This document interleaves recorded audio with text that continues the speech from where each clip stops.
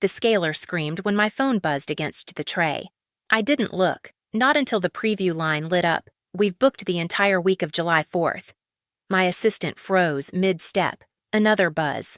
Whole family, 32 people. I set the scaler down the click, echoing too loudly in the white room. Outside, someone laughed. Inside, the air thinned around me, tight metallic weighting. I placed the phone face down, steady, deliberate. They thought this was just another family announcement, one I'd swallow like always.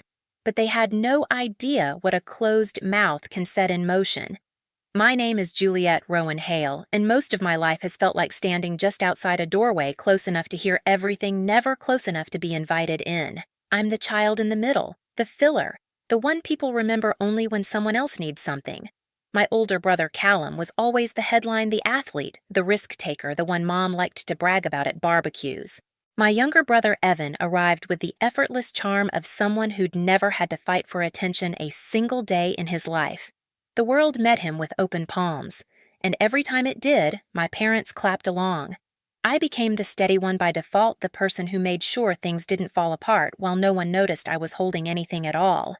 When Callum forgot appointments, I covered for him. When Evan misplaced Key's backpacks entire weekends, I was the one retracing steps. If something spilled, it landed on my side of the table. If something needed doing, somehow it found my hands. My mother, Helena, used to pat my arm and say, "Thank you for being reliable." My father, Mark, would nod like he'd just confirmed a job assignment. Reliability is a strange cage. You don't realize you're trapped until the door closes from the inside. Over years, I learned to shrink the edges of what I needed. I kept choices simple. I managed my own expenses, quietly wrote down every bill in a little spiral notebook so worn the cover curved like a wave. I didn't ask for help because help always came with commentary. I didn't mention dreams because dreams had a way of being repurposed into someone else's convenience. Still, I kept one dream tucked deep somewhere quiet, somewhere with space, somewhere I could finally breathe without earning it. The lake had always been that place. Growing up, whenever we'd drive past still water, just a glimpse from the highway, I'd feel something unclench inside me. A life where no one barged in. No voices rising over each other. No obligations disguised as affection. The day I first saw the listing for the A-frame cabin, it didn't feel like discovery. It felt like recognition, like the place had been waiting for me to catch up. I didn't tell my family when I toured it. I didn't tell them when the offer was accepted. I didn't tell them the night I signed the closing documents with hands that wouldn't stop shaking. The only person who ever knew was Mara, the one friend who had seen enough of my family to understand why secrecy wasn't pettiness, it was protection. I thought I had time to find the right moment to explain, time to show my parents the kitchen I painted myself, time to let my brothers see I'd built something without their shadow on it. But families like mine don't wait. They decide. And when they want something, they don't ask who it belongs to. Which is why one preview line on my phone, "We've booked the entire week of July 4th, felt less like an announcement and more like a verdict. I didn't listen to the voicemail right away. I finished cleaning my station, peeled off my gloves, washed my hands until the water ran cool again. Routine steadied me. Routine kept my chest from tightening, but when I finally stepped into the supply room away from the patients and the lights and the chatter, I pressed play. My mother's voice burst through the speaker like someone swinging open a door without knocking. "We've booked the entire week of July 4th at your new lake house." I stared at the wall of labeled bins, gauze polish sterilization pouches, each in perfect order. The words didn't match the room I was standing in. They didn't match anything. Mom sounded cheerful, triumphant even. "Whole family," she said, as if that clarified everything. 32 people. She emphasized it like she was proud of the number, like it was a gift, like the weight of 32 bodies, 32 expectations, 32 voices crashing into the place I built alone was something I should be grateful for. Then came the part that tightened the air around me. Boats, grills, fireworks, the works. I closed my eyes. For a moment the room tilted. I saw it, quick, sharp flashes in my mind, trailers groaning up the gravel drive, strangers hauling coolers across the deck, kids running through the hallway I painted with my own hands. The kitchen crowded. The dock shaking, the quiet my quiet drowned. They weren't asking, they weren't confirming. They were informing me, like I was the last to know plans made on my behalf. My father's voice joined in faint in the background. It sleeps plenty. She won't mind. She won't mind. That's what they had always counted on. That I would adjust, that I would absorb, that I would smile and let them take what I never once offered. I didn't replay the message. I didn't need to. Every word had already carved itself into place. I picked up the phone again, my thumb hovering over the call button not to respond, but to listen to the silence beneath their certainty. The kind of silence that isn't empty, but electric. They thought I would fold the way I always had, but something in me shifted precise and irreversible like a lock turning. I didn't call them back. I didn't have to. I drove north without turning on the radio. The road unwound ahead of me in long silver stretches, the kind that swallow entire thoughts before they form. Pines lined both sides, tall and silent like they'd been waiting for me to finally stop pretending everything was fine. The lake house didn't appear all at once. It emerged the way truths do, slowly then suddenly wood frame catching the last threads of daylight roofline cutting a dark, sharp angle against the sky. My chest loosened the moment I parked. Here, even the air felt different, cooler, honest. Inside, everything was exactly where I'd left it. The blue cabinets I painted myself, the flannel draped over the back of the chair, the stack of books by the window seat. Nothing loud, nothing crowded, just stillness. I stood in the center of the living room, hands in my pockets, listening to the house breathe. It had its own rhythm creaks settling in the beams, the faint hum of the fridge, and beyond the walls the soft lake water brushing the shore. All of it felt like a question. Are you ready? I was. I started in the kitchen, pulling open drawers, checking every latch, every hinge. I needed to move. Movement was control. I gathered my notebook, years of penciled numbers, circled payments, lists of repairs, saved for another season.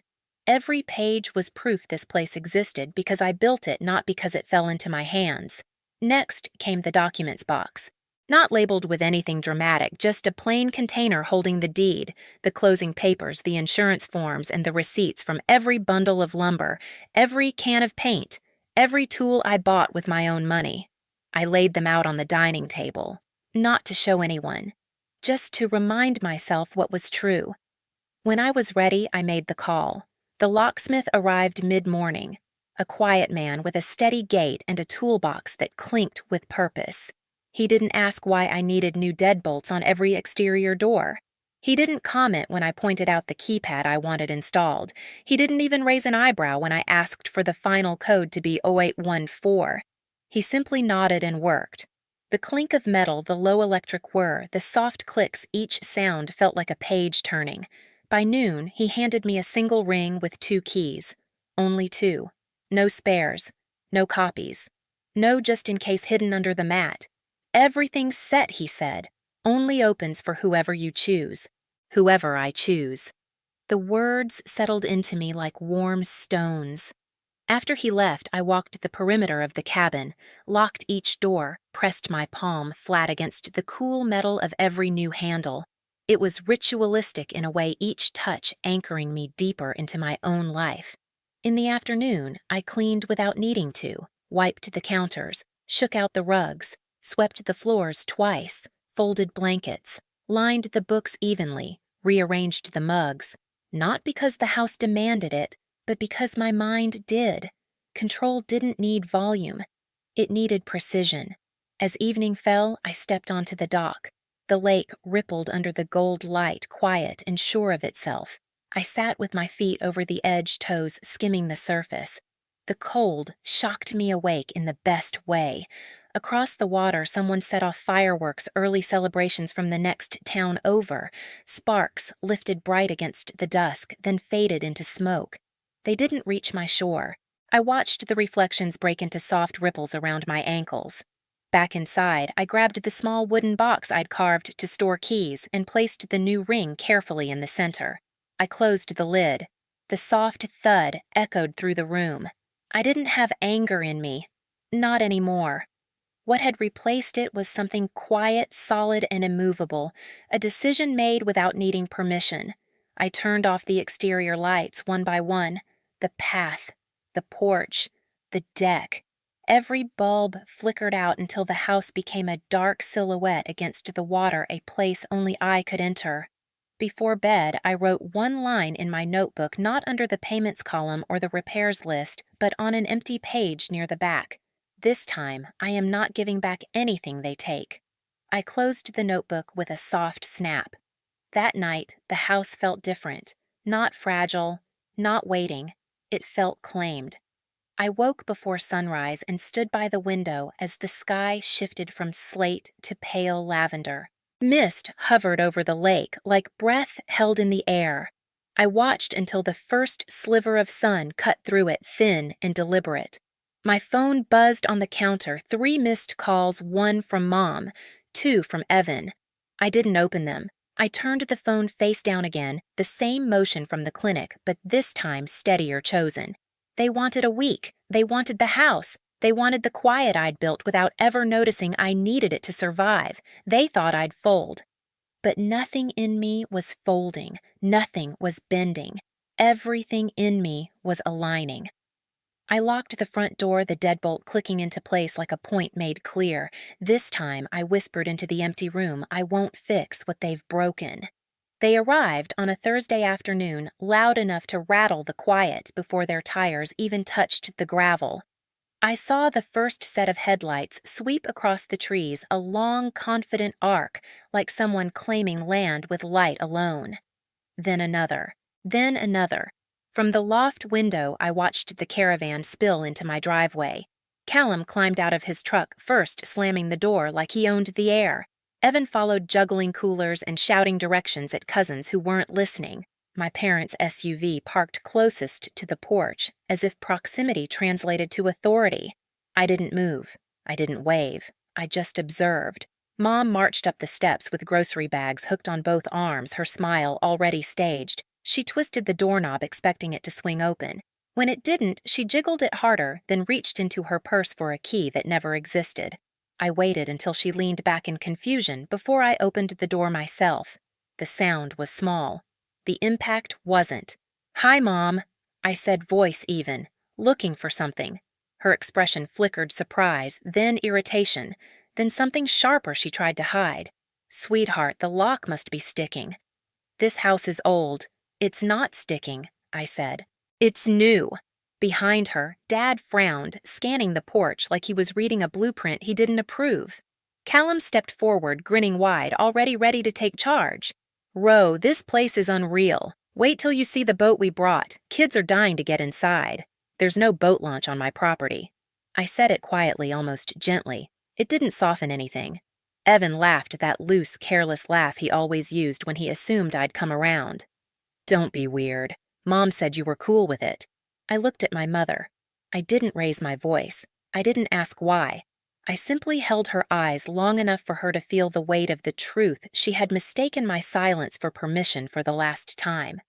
"I wasn't asked," I said. The words dropped heavy between us. The next 12 minutes felt like watching a machine malfunction in slow motion.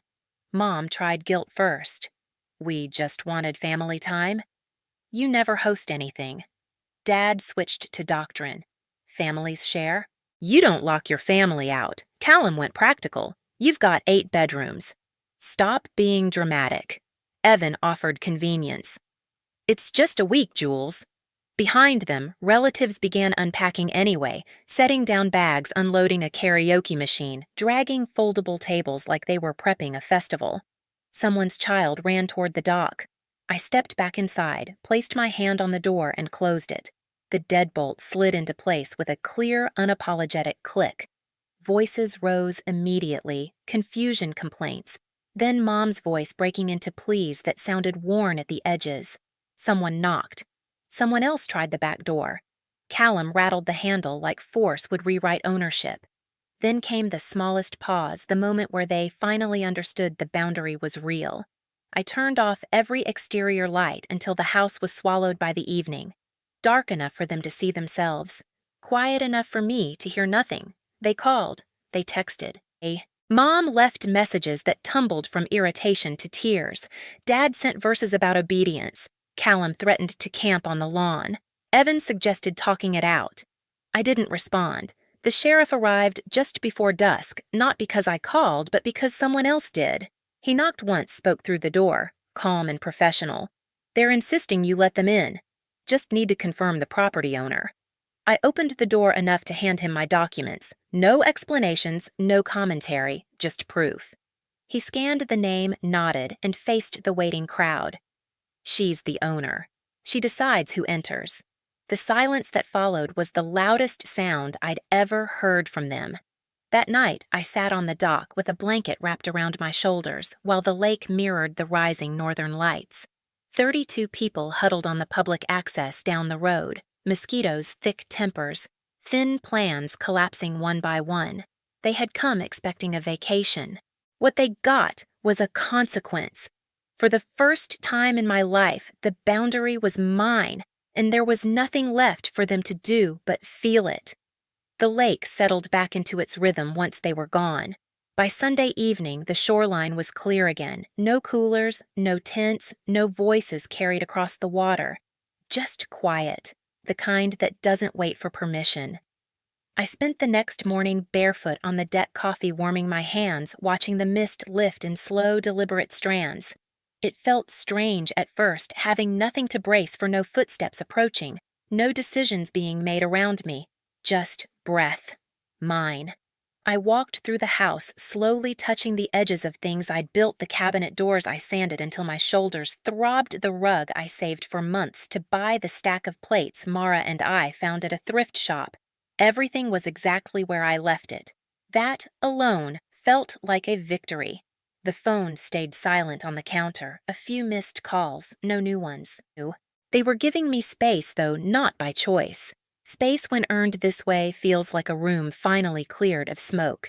I spent the afternoons doing nothing that required efficiency, reading by the window seat until the sun changed angles, skimming my hand through the water from the dock, letting the dog sleep with his head on my knee while the breeze moved through the trees like a quiet apology. For years, I thought peace came after someone finally understood me, after someone saw the imbalance, the taking the assumptions. But standing on the shoreline, watching ripples widen and soften until they disappeared, I realized peace had nothing to do with being understood. It came from choosing myself without asking for permission. Some evenings I replayed the moment I closed the door, the deadbolt sliding into place, final and certain. Not out of spite, but to remind myself I was capable of drawing a line and keeping it. That sound became its own kind of exhale. I didn't know what would happen next with my family. I didn't plan the next conversation or rehearse explanations. I let the uncertainty sit beside me like another presence on the dock. Not threatening, just there, quiet. The lake looked different then, less like an escape and more like a mirror. It reflected back something I hadn't seen clearly before, a life that didn't disappear when I stopped accommodating everyone else. Boundaries aren't walls. They're doors you learn to lock without apology, and on the night the northern lights spilled across my lake, I finally understood something. Simple. Silence isn't absence. It's ownership. If you've ever rebuilt your life, one quiet decision at a time, this space is for you. Stay listen. Follow the stories. There's more on the way. More truth, more calm, more strength spoken softly. Thank you for being here.